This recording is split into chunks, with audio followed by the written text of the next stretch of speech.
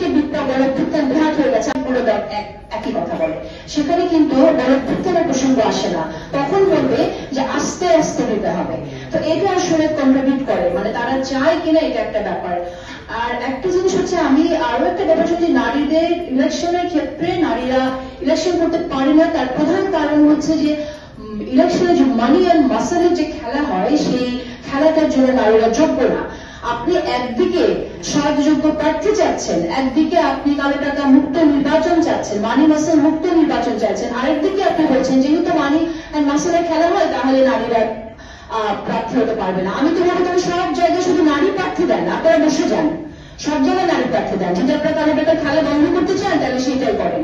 আরেকটা ব্যাপার হচ্ছে, আমরা যেটা নিয়ে কথা বললাম এখানে আইডিয়া অফ প্যাট্রিয়ার্কি, এটা তো আছে, এটা বাবা মাদের স্বপ্ন, মানুষ যেভাবে শেখায় ছোট থেকে সেটা আছে। আমরা তো জানি যে আমাদের বাংলাদেশের মায়েরা বড় মাছের টুকরাটা ছেলের প্লেটে তুলে দেয়, মাছের মাথাটা ছেলেদেরকে খাওয়ান, ভালো স্কুলে ভালো টিচার ছেলেদেরকে দেন। এটা তো idea of patriarchy, we are very much familiar with this, কিন্তু আমরা কিন্তু ভাঙতে চাই।